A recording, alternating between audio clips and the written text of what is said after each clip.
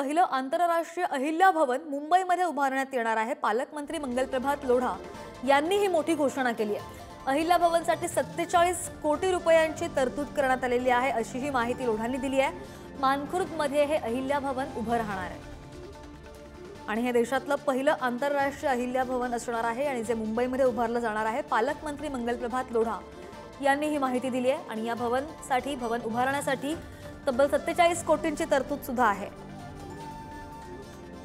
DPDC fund suburban DPDC फंडातून 48 करोडची व्यवस्था केली होती आणि मानखुर्द चेंबूरमध्ये एक भव्य पुण्यश्लोक अहिल्याबाई होळकर स्मारक उभा करणार आहे, भवन उभा करणार आहे। त्यामध्ये त्याची पूर्णाकृती होईल।